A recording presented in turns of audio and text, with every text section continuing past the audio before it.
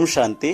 19 अक्टूबर के सभी पॉइंट से पहले देखेंगे आज की मुरली की हेडिंग।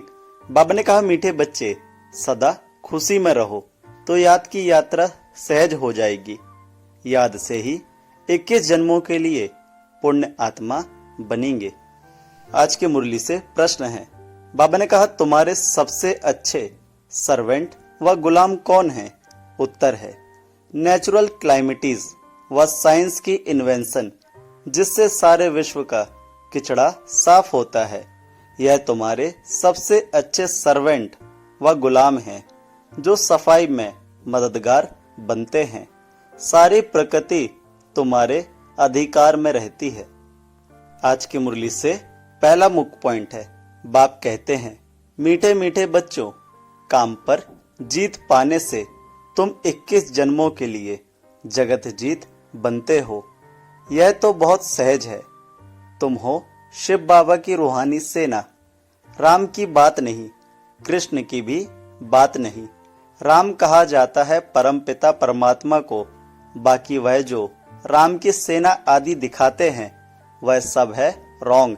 गाया भी जाता है, ज्ञान सूर प्रगटा, अज्ञान अंधेर विनाश।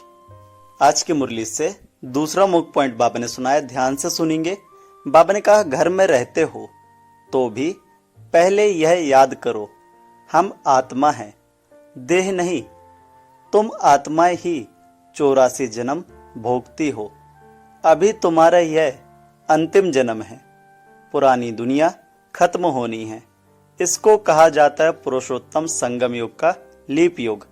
चोटी छोटी होती है ना, ब्राह्मणों की चोटी मशहूर है। बाप कितना सहज समझाते हैं। तुम हर 5000 वर्ष के बाद आकर बाप से यह पढ़ते हो। राजाई प्राप्त करने के लिए एम ऑब्जेक्ट भी सामने है। शिव बाबा से हमको यह बनना है। हाँ बच्चों, क्यों नहीं। सिर्फ देह अभिमान छोड़ अपने को आत्मा समझ मुझ बाप को याद करो तो पाप कट जाएंगे। आज की मुरली से तीसरा मुख्य पॉइंट बड़े ध्यान से सुनेंगे। बाबा ने कहा, बाप कहते हैं, मैं तुमको विश्व की बादशाही देने आया हूं। अब पावन जरूर बनना पड़े, सो भी यह अंतिम जन्म मृत्यु लोक का पवित्र बनो। इस पुरानी दुनिया का विनाश सामने तैयार है। बॉम्ब्स आदि सब ऐसे तैयार कर रहे हैं जो वहां घर बैठे खलास कर देंगे। कहते भी हैं, घर बैठे पुरानी दुनिया का विनाश कर देंगे। यह बॉम्ब्स आदि घर बैठे ऐसे छोड़ेंगे जो सारी दुनिया को खत्म करेंगे। तुम बच्चे घर बैठे योग बल से विश्व के मालिक बन जाते हो। तुम शांति स्थापन कर रहे हो योग बल से। वह साइंस बल से सारी दुनिया खलास कर देंगे। वह तुम्हारे सर्वेंट हैं, तुम्हारी सर्विस कर रहे हैं। पुरानी दुनिया खत्म कर देते हैं। नेचुरल क्लाइमेटीज आदि यह सब तुम्हारे गुलाम बनते हैं। सारी प्रकृति तुम्हारी गुलाम बन जाती है। सिर्फ तुम बाप से योग लगाते हो। आज की मुरली से चौथा मुख्य पॉइंट है। अभी तुमको स्मृति आई है।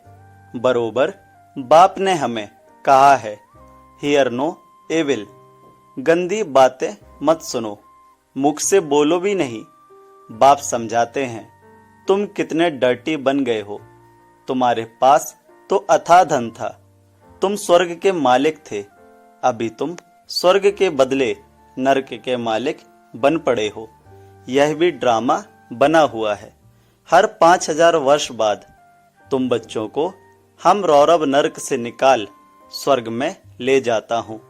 रूहानी बच्चे, क्या तुम मेरी बात नहीं मानेंगे? परमात्मा कहते हैं, तुम पवित्र दुनिया का मालिक बनो, तो क्या नहीं बनेंगे? आज की मुरली से पांचवा मुख्य पॉइंट है। विनाश तो जरूर होगा।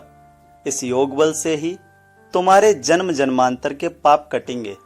बाकी जन्म जन्मांतर के पाप कटने में टाइम लगता है। बच्चे शुरू में आए हुए हैं। 10% भी योग नहीं लगता है, इसलिए पाप कटते नहीं हैं। नए नए बच्चे झट योगी बन जाते हैं तो पाप कट जाते हैं और सर्विस करने लग पड़ते हैं।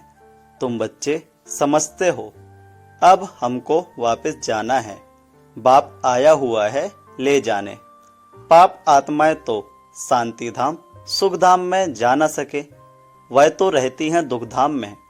इसलिए अब बाप कहते हैं मुझे याद करो तो तुम्हारे पाप भस्म हो जाएं।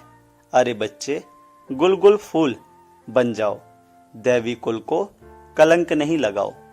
आज की मुरली से छठा मुख्य पॉइंट, बाबा ने कहा तुमको स्वर्ग का मालिक बनाते हैं, फिर भी कहते हैं हम विष जरूर पिएंगे तो स्वर्ग में आ नहीं सकेंगे, सजा भी बहुत खाएंगे। तुम बच्चों की माया से युद्ध है, देह अभिमान में आकर बहुत छी काम करते हैं। समझते हैं हमको कोई देखता थोड़ी ही है। क्रोध लोभ तो प्राइवेट नहीं होता, काम में प्राइवेसी चलती है। काला मुंह करते हैं, काला मुंह करते करते तुम गोरे से सावरे बन गए तो सारी दुनिया तुम्हारे पिछाड़ी आ गई। ऐसी पतित दुनिया को बदलना जरूर है। बाप कहते हैं तुमको शर्म नहीं आती, एक जन्म के लिए पवित्र नहीं बनते हो। आज की मुरली से सातवां मुख्य पॉइंट है, बाप बच्चों को समझाते हैं यह भूलो मत हम युद्ध के मैदान में हैं। तुम्हारी युद्ध है 5 विकारों से, यह ज्ञान मार्ग बिल्कुल अलग है।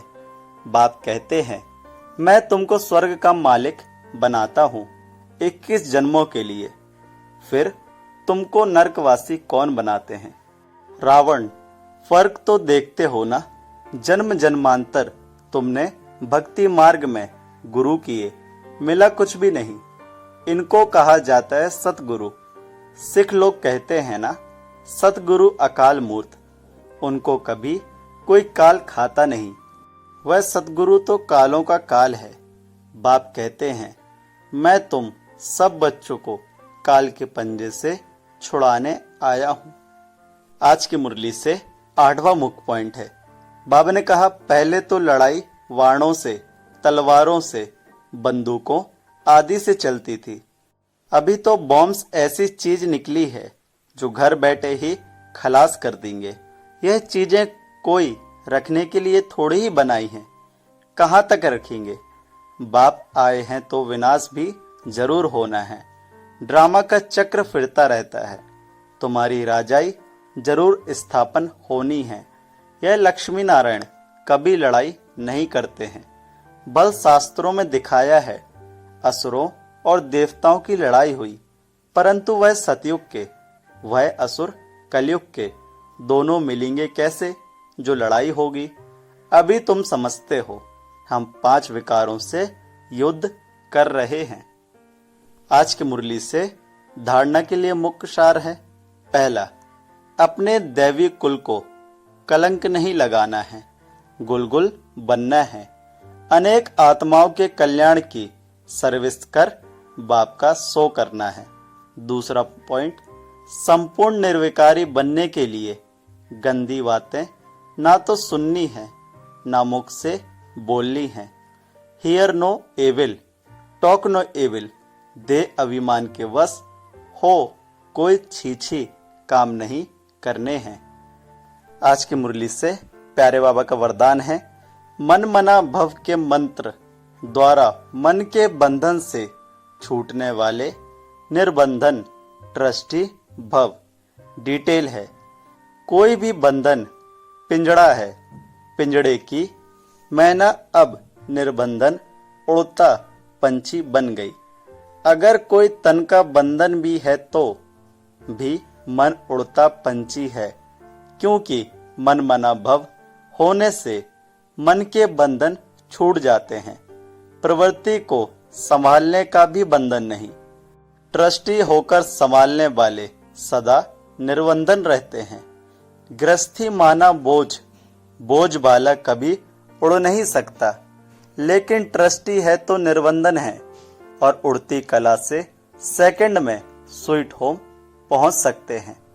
आज की मुरली से स्लोगन है, उदासी को अपनी दासी बना दो, उसे चेहरे पर आने ना दो। वाह बाबा वाह। ओम शांति।